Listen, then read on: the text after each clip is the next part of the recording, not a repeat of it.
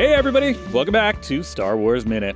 It's the daily podcast where we analyze, scrutinize, and celebrate the Star Wars movies 1 minute at a time.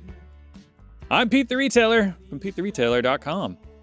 I'm Alex Robinson from AlexRobinson.fun. Hello there. I'm Joseph Scrimshaw, writer, podcaster, in Jedi exile. Oh, welcome back from exile, Joseph Scrimshaw. Thanks. It's nice. Yeah. Yeah. A lot has changed in the world since you've been gone. I'm not going to fill you in on everything. I read a couple of the newspapers, the paper ones. Yeah. Sad. I'll give you the highlights. There's something called Loki Charms now, which is a specialized breakfast cereal. So. Okay, well, it's worth coming back to the world for Loki Charms. Yeah, I can't wait to eat the dry cereal and cut my mouth on Loki Charms. Don't eat it. You got to save it and seal it into a container of some sort and get it graded immediately. Slab it. There you go. Slab your breakfast cereal. Come on, eat it. Well, thanks for coming back. We're today talking about minute 96 of Star Wars Episode 8, The Last Jedi. 96 starts with Finn, Rose, and DJ racing across the narrow red bridge. And it ends with Holdo tenderly touching the face of a stunned Poe Dameron. I love the way you say stunned, that he's just sort of gobsmacked. Like, yeah. He's like, you touched my face. We talked about this a little bit, and I thought this is the shot that I was thinking of. I know when BB-9E first kind of espies BB-8 in costume. In costume. That just made me think this would be a fun cosplay. Would be to do, because you could hide your feet. So to do like an adult male size BB-8 in the trash can. So you've got like a BB-8 kind of thing around your head. So and then a ball kind of shape around you, but then around that is a giant sized garbage can, basically like a 7-foot cube garbage can. 7 foot on each side garbage can that you're in a BB-8 costume inside that, and you're walking around Celebration going like... One of those is not enough. You know how at Celebration there's the running of the Wilrow hoods? Yeah. There needs to be a running of the BB-8 under the evil trash can, and many people will be injured because that would be a hard costume to run Exactly. Well, plus it's like 7 feet wide, so you'd be like plow. You'd be like a gelatinous cube, just plowing down the aisles, not gonna run over. I think that's like a promenade kind of costume. You just go, you put it on, you walk through the main hallway outside of everything. You don't go into any of the booths or any of the events. You just kind of walk back and forth down the hallway a couple of times, let a bunch of people take pictures. Then you go put it back in the car, and then you go, buy your a lot of work. That seems like a lot of work to go through for just a couple. I got hours of work in order to walk around like a trash can. Yeah. Did you talk about the holes in the trash can?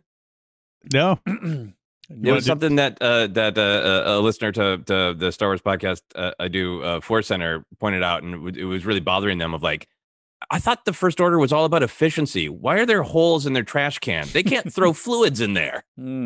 I assumed there was some kind of liner.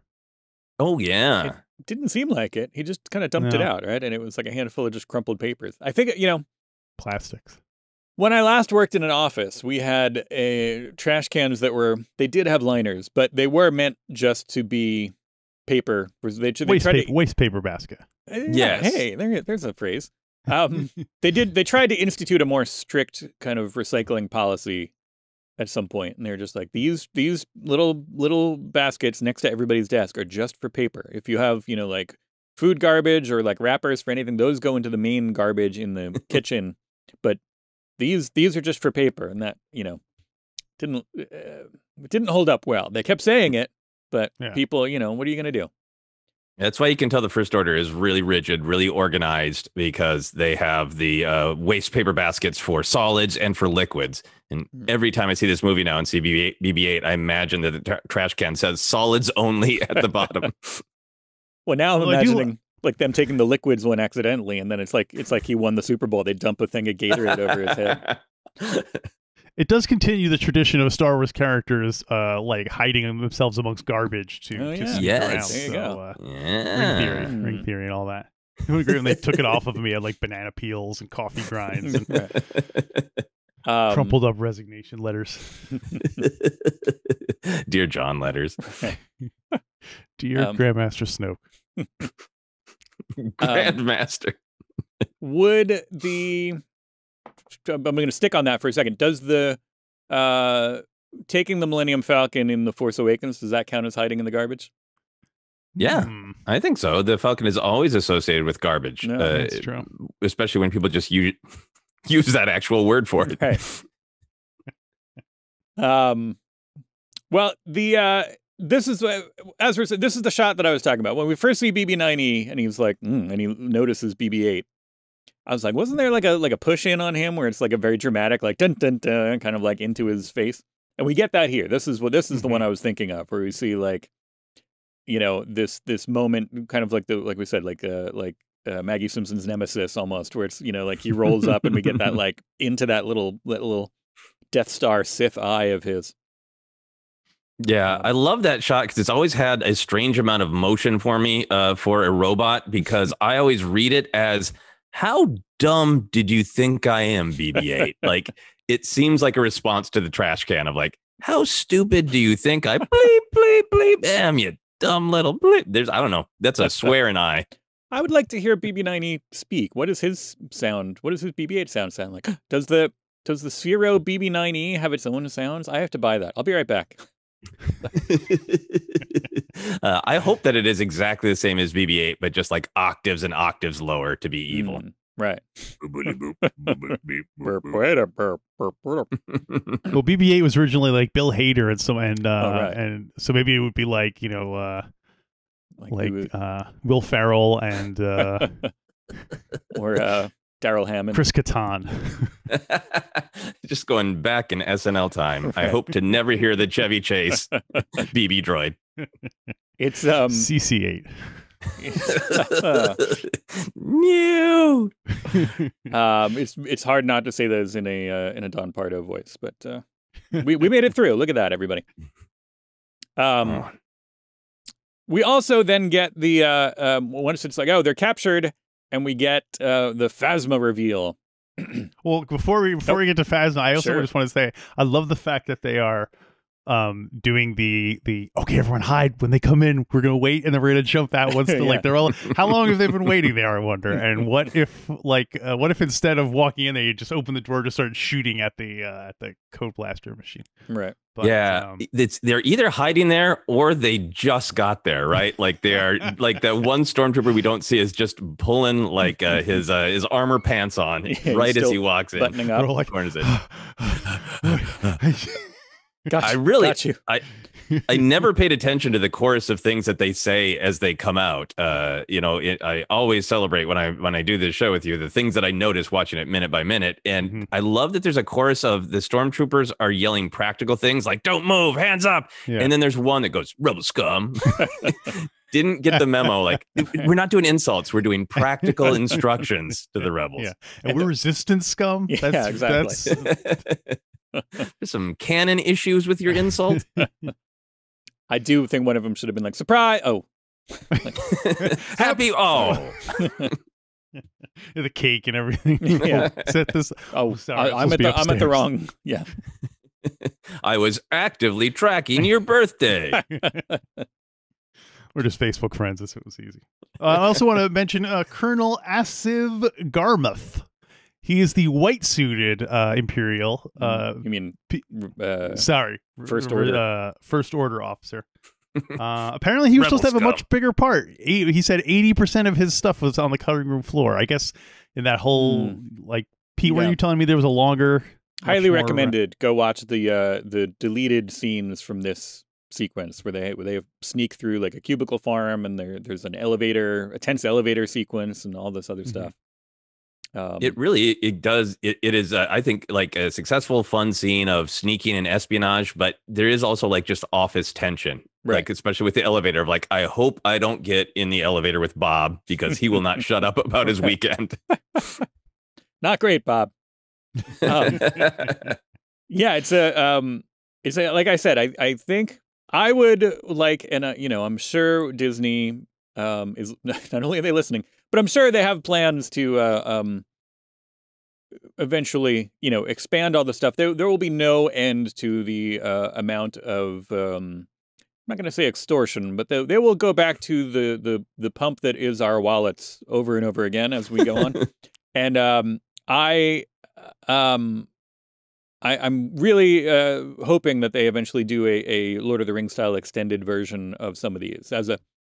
Again, we all know I don't want it to be. Don't be like, nope, this is what it is now. This is Star Wars. But just give me an option to watch with the alternate. Maybe do a director's cut, like a Rian Johnson director's cut, where he does the things that he changed. A lot of those cut scenes on Disney Plus. I do like them, and I think it would be interesting to see if it was constructed that way. Maybe even without the, if he was free to make it in a way that also didn't have to fit into the trilogy, that the way that plans were changing as he was making it, essentially. If they just went back and they were like, hey, just make the movie however you thought you might want to make it before. Don't worry about what comes next. Don't worry about, what the people, people have already, it's already come and gone in the theaters. Just edit to your heart's content here. Make it a more of a passion project as an alternate cut. More awkward elevator scenes. Yeah. I love the extended cut of the Fathier chase. That's the one that I would love to see put back in. Because the Fathiers in the deleted scenes they're like really actively for sure pissed. Like when they're smashing Canto Bight, it's like a choice. The Fathiers just kind of look at it like, F you, Space Vegas, Space Monte Carlo. We're taking you down. I love the motivation in their Fathier eyes. Again, extended cut. I'm all for it. As an option, not as a replacement. Everybody's important key. What? So I had one more thing about As If Garmouth. Mm-hmm. As If Garmouth. He's played by the actor Ralph Ineson, who you've probably had. Joseph, you're nodding like you've seen him before, or because he's been in a lot of different stuff. Yeah, I like his vibe. Yeah. I remember him from the original British Office. He was the kind of he was David Brent's kind of like bad influence. He's the successful salesman, right? Who goes out and makes all the sales and is like the rock star and like And he's those parts of the Office that are borderline not comedy at all, right? Right. But he was also in Harry Potter. He was in Game of Thrones. He was in Guardians of the Galaxy, apparently. He was in Sherlock. He was in Ready Player One. So he's like he's like the genre king. It's a shame he doesn't even get to speak in this one, unless maybe he speaks later. I don't remember, but yeah. Where's the who is he in Harry Potter? I can't find. I found his character entry here. Amicus Caro? Is that a Caro? Is that somebody? He's like the head of the Death Watch or the Death Eaters or something like that. The Watch Eaters. That's a weird cult where they swallow timepieces. Well, they weirdly, hate time. Yeah. Ralph Ineson was in a movie called Witch, and he was in a movie called Watch. Mm-hmm. So let's see if there's another word we can put in there. What? He was in a Marx Brothers film called Witch Watch. It was a very confusing film. It was a Halloween movie, right? Yeah. When they were keeping an eye out for witches. Which one? The Witch Watch. Which watch? You know what was good was the Subway tie-in menu for that, where they had the Witch Watch witches. Were it's kind of tasty. Now I'm done with all my Ralph Ineson trivia. We can move on to the return of Captain Phasma. No, I like him, and I'm looking at. I can totally see his face now, and I'm like, oh yeah, this guy. I don't know why I didn't recognize him in the Star Wars that we're watching, but I see him in all kinds of other things, and I'm like, oh yeah. Oh yeah. Phasma. Hey, guess who's back? Phasma's back. And I do. This is one. I know that we try not to make this show in this season about complaining about things that happen in Rise of Skywalker, and I like Rise of Skywalker a lot. But one of my major complaints with Rise of Skywalker was that Phasma didn't come back again. I like her as this weird Jason Voorhees, just kind of like monster creature. No explanation. No explanation. Just because like it seemed like she was, she was done for. And I forgot what exactly happened to her at the end of. They threw in the garbage. Han Solo and Finn threw her in the trash compactor. The garbage masher. Right, and then blew up as that a planet. disguise. Right, right. I'm disguised as trash. It's ring theory, guys. That's how she got out. Right.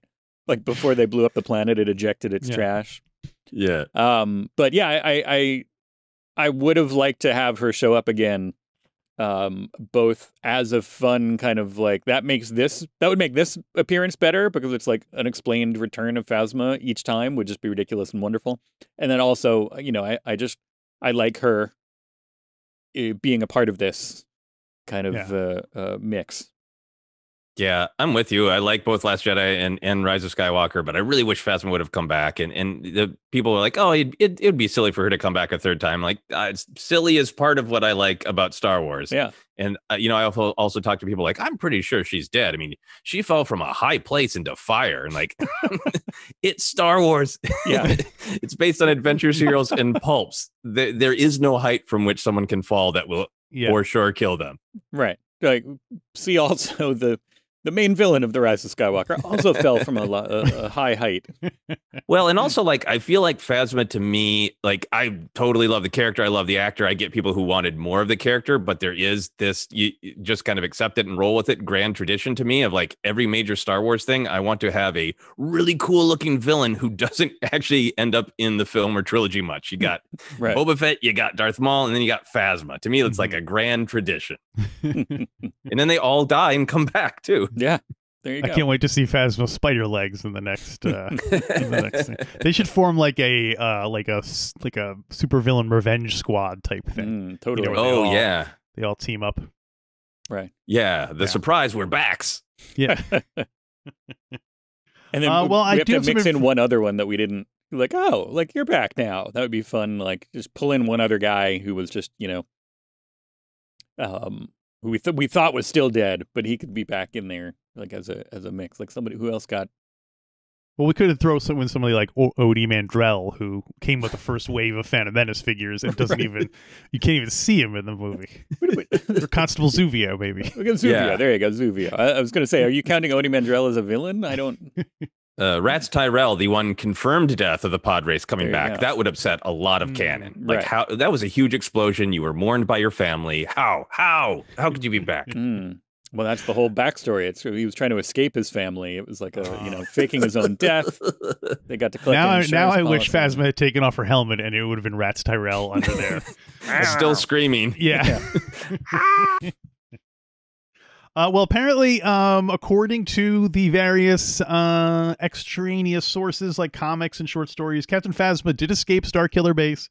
There was a Lieutenant Saul Rivas who apparently saw her lowering the shields. Because remember, Han Solo said lower the shields, and then she did it, and then they threw her in the garbage can. Right. And so this person saw, and then so Phasma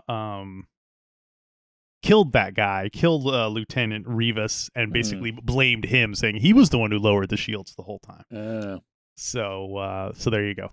Yeah, I read that comic and I enjoyed it. And then the Phasma book, if people like Phasma, the Phasma book is bonkers and really fun and really portrays her as I can and will survive anything out of sheer will and willingness to kill anyone I meet. Yeah. Yeah, so Captain Phasma. This is a great entrance, right? I mean, it's that armor is so cool. The walk has such like I'm back, everybody, and it's literally on a catwalk. Yeah. It is like such a great fashionable villain entrance. She should have twirled when she got to the end and then like walked back and forth a couple more times.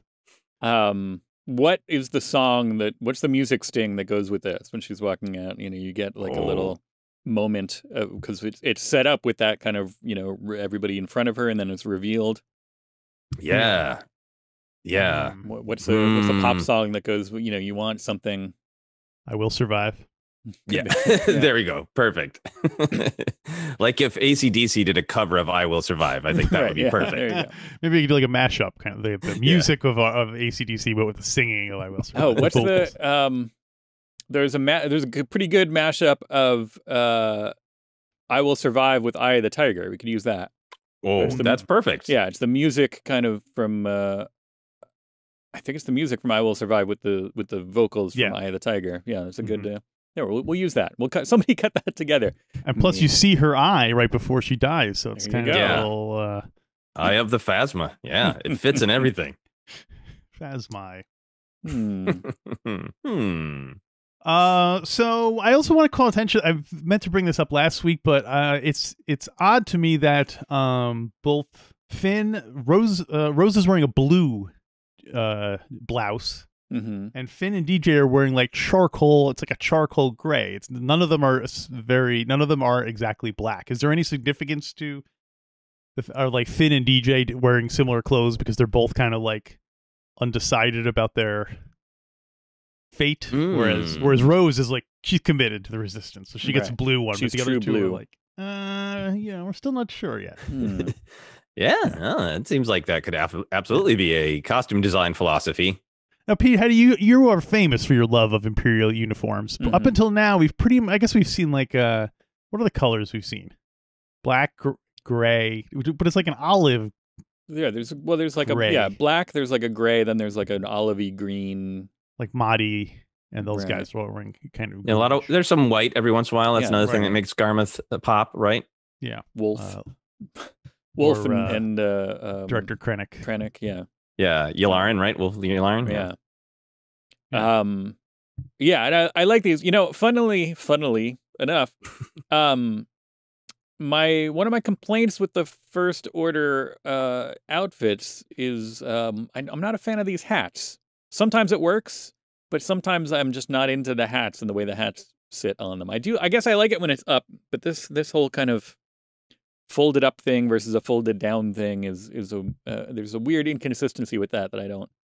Yeah, growing up in the Midwest, whenever I see hats like that, I am convinced that the flaps come down if they're going to a cold planet. It's an earmuff situation. We never see them down, do we? I don't think so. Yeah, people are wearing them down, I think. Are they? Yeah, in other parts. I think I don't have it in front of me. The First Order, like there's a First Order officer walking around with cold ears. Please. Maybe it was in the Force Awakens? There's definitely people with their flaps down, if you know what I mean. We never saw the Imperials do that, did we? Because they also kind of had a little shorter flap. Oh, yeah. So look here. There's in the visual dictionary. I've gone to the Star Wars Last Jedi visual dictionary on page 33. You can read along. You can read along with me in your book. You'll know it is time to turn the page when you hear the chimes ring, like that. But there's Gunnery Chief Pira Maso and Scan Ops Petty Officer Rumitar Shea. Both have their flaps down in this picture here. Weird. And okay. And there's a couple other ones that like that. It looks more like a bucket helmet when they have it down, but it's the same Right, so hat. it's not just the two flaps, it goes all the way around in the back. Yeah. Okay, so it's for your ears or your neck being cold. Right. So it could be, if you're cold, or opposite, if there's too much sun and you want to put your flaps down to kind of protect your neck, like Wu-Tang says. You could, not get a sunburn thanks to your First Order hat.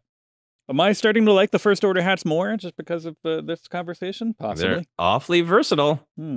You're making me a fan. You're converting me. All right. Well, we'll see how I feel about them by the end. But I'm next celebration, I'm going to take a look and find a comfortable First Order hat to buy. Oh, that'll be perfect because I'm dressing up as BB-8 in disguise, so you can walk along with me. It will be like a team costume. Right. I'm gonna make mine a little smaller. I'm just gonna crawl along on the ground with it. Yeah, like over my like a turtle shell. We do. It's odd to me that Finn is basically live streaming this raid. Because like Poe is standing there waiting for the okay, but like Finn has just kind of left his radio on the whole time, and so like Poe gets to hear everything as it's happening live, and it's a weird. I'm trying to think of what else. I guess it harkens a little bit to like the trash compactor, the original trash compactor. Speaking of people hiding in the garbage, where 3PO is listening to them get crushed to death, but then it turns out they're okay. But we don't really see a kind of a channel left open like that. Yeah, it'd be hard to figure out what was going on, I think. Like, do you think that little microphone can pick up Phasma speaking from all the way where they are? It seems like it would be designed to get the stuff that was just close up near the microphone, not like ambient noise. But clearly that's used to do group podcasting, and so it broadcasts in a circle, right? Or it records in a whole range of circle. Yeah. So you can stand around it and have 3 or 4 people chat. Right. It's BB-8's also a podcast producer on the side. That's what I'm assuming. He's adjusting the sound levels as it goes. Yeah. Yeah. He's mixing this, I think, to release the greatest mistakes of the Resistance. Yes. Resistance bloopers and practical jokes. Resistance fails. That's what they call them these days. Well, speaking of failure, Poe wakes up from being stunned. Not yet. That's it. He doesn't get. He gets stunned. Oh, that's right. He gets stunned. Right. Yeah. Right in this minute, it's a stunner. Leia wakes up. That's the one who we see coming out of her stunnage. Yeah, Leia hits Poe with a stunner, a stone cold stunner. Wouldn't it have been easier for Leia to just like go on the microphone and say, "Poe, it's me. Oh, you can unlock the door," rather than have them actually blow up? Although I guess they're going to trash the ship in a minute anyway, so who cares, you know? Right. It's like an eviction party there. Yeah. She just started taking hammers, just busting everything, and I always wanted to do this. So Carrie Fisher, Princess Leia returns from her. Gosh, how many weeks has it been since we last saw her? It's been a long time.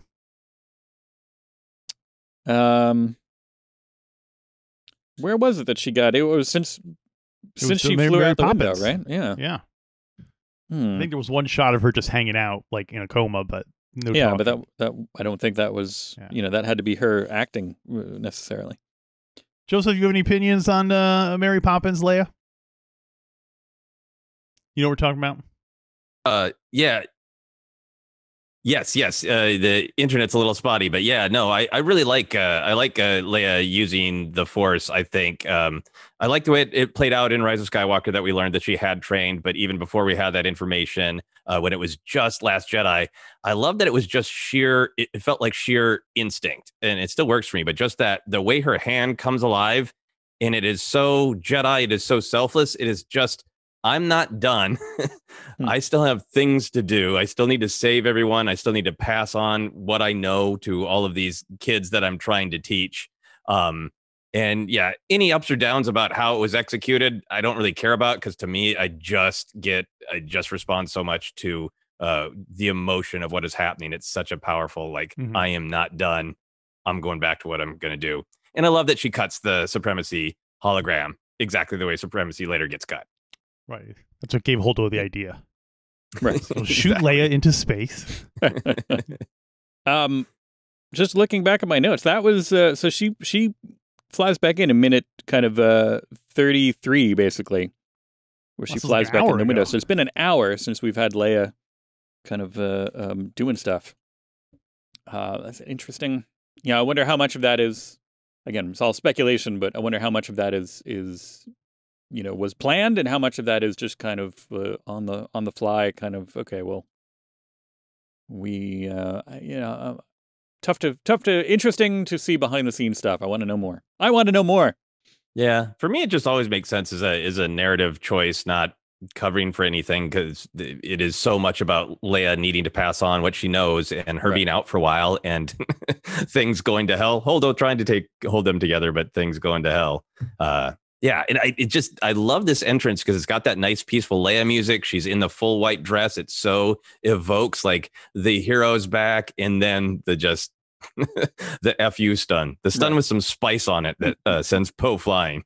It's a little bit like it's a similar tone almost to Luke tossing the lightsaber at the beginning, where we see this like, oh, Leia, and it's so like, this, like you said, this kind of, with the white dress, kind of like stunning image of Leia, and then literally it's a stunning image of Leia, because she then just like zaps him. Although the music did, I made a note, I rarely do, but I noticed the music, and Chrysanthi will be happy with me. I noted that the music is this like soft kind of version of the like the Star Wars music, and it was like it immediately in my mind just was evocative of the holiday special, and I was like, oh, that's probably not what they were going for here, but yeah, I mean, maybe they wanted to make people think she was going to sing there, yeah, and that everything was going to be okay. This is the promise of the Tree of Life. Zap. But yeah, that's in one of Leia's earliest scenes, she gets stunned. There's one set for stun, and she gets it. Now she finally gets to stun back. Ring theory. Yeah. It, literally with the stun. Yeah. It's literal rings. There you go. Which is I feel like there have been other situations where stunning people would have been a good option. Do people just forget about it, or is it just... Yeah, I feel like, there was a stun recently on Bad Batch even. And yeah, it feels like that would be a good way for the heroes to go is more stun forward. Yeah. But I feel like when we've seen stuns before, they have mostly made people crumple. So I feel like this is a new stun setting that we've never seen that was a stun with a pushback because Poe really flies. Yeah. Yeah, he probably could have just broken his neck when he got thrown into the equipment. It kind of defeats the whole purpose of stunning someone if you're going to, greatly injure them. Set to stun, but break neck if obstacle is in the way. Set to stun, again, quotes. It's, I did follow procedure. I did stun. It was... Anyway. It knocks him unconscious and then throws him 50 feet. I don't see what the problem is. It's set on stun. It's a high stun. You could be set on delicate stun, or you can. Yeah. I wonder if the stuff being in the way, kind of, because he's hiding behind the chair there. Yeah. I wonder if that was part of it. That kind of like, okay, well, in order to make sure I get him, I have to turn it up a little bit, or if it resonated with that, or something, something. Or if he was just standing there, 20 feet in front of her, if it would have just been a nice like crumple. But instead, it's just like, well, we got to make sure we get it. Yeah, maybe the floor was slippery. There you go. He tripped. Poe was a hot shot too. He might have wanted to make as big of a pratfall as he could on him. Right. You're gonna stun me? I'm gonna go full Jerry Lewis. Then you're gonna feel this fall.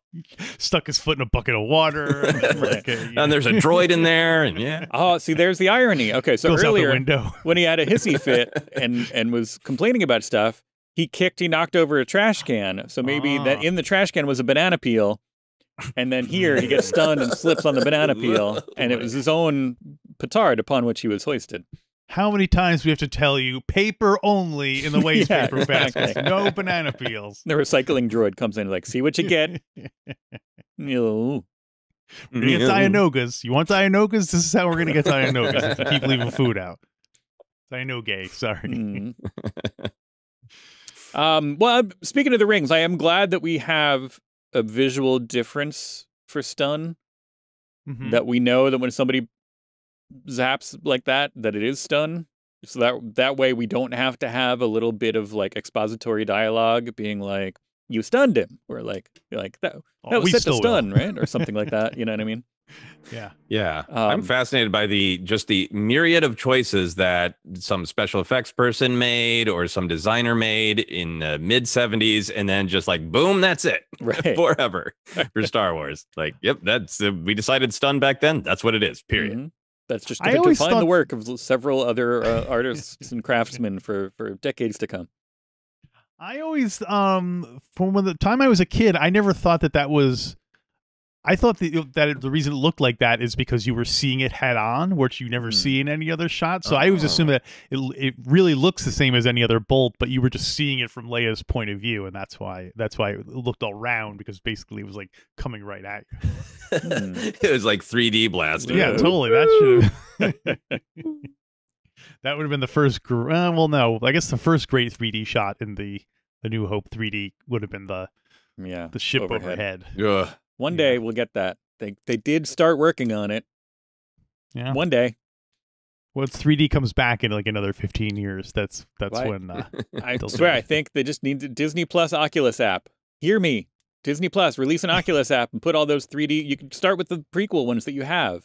I would totally just, sit in a dark corner with a headset on watching the prequels in 3D on my little headset. Like I think Greedo is going to lean all the way forward into the audience's face when he says McClunky. Right. And then fall over. It's right in your lap. Greedo will land right in your lap. It's Right. like you're there. You guys are selling me on it. I was already sold, but now I want it even more. Feel the splatter of Greedo's guts in A New Hope 3D. That's going to be my new muted oath. Like, Greedo's guts. Great Greedo's guts. But the bleeding eyes of Darmok.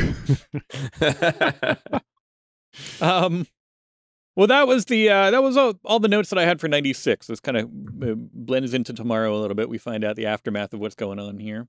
Did you guys have anything else for 96? I'm good. I always just really like it. It's a very strange moment, but it is fascinating. You know, the character 3PO, obviously, and then Cato Connix both putting their hands up when Leia stuns Poe, and weird visual of 3PO and Leia's real life daughter putting their hands up because mom's got a blaster. Is always fun. And then last thing for me, it ends right on that beat, right? This minute of Holdo gently touching Poe's cheek. Is that the cheek that has been slapped? That's, gentle touch. That's her technique. Slap and then caress. And it's like, that's how you know she's serious. Carrot and stick. Yeah. Yeah. Never thought of it until I was watching for Star Wars Minute of there's that nice gentle caress. And then like, what if she just and then whap? Or maybe it's good if it's the other one. Be like, no, this is your caressing cheek. When you're bad, the slapping cheek. This is your good caressing cheek. The slapping cheek. The slapping cheek. The worst tavern in Middle Earth. What happens in there? The title's pretty self-explanatory. Stay out. Do not go to the basement. Well, Joseph, I know you're in exile, or you've just recently returned from exile. You might want to catch up with the world, but is there any chance we can get you to come back tomorrow? Absolutely. I want to stay disengaged from the real world. All right. Well, if so, we will. We'd love to have you back tomorrow, and listeners, we'd love to have you back tomorrow. Maybe it's slim chance that you would make it if you called now to talk about something that we're going to talk about tomorrow. Probably won't make it on the show, but if you want to call us at 8-Day Greedo and leave a brief, funny message about something that happens down the road, like we got Crate coming up, we got Throne Room coming up, all kinds of good stuff. Call us. We're officially halfway through the movie, so leave a message, and we'll get back to you. We won't get back to you, but we might put it on the air.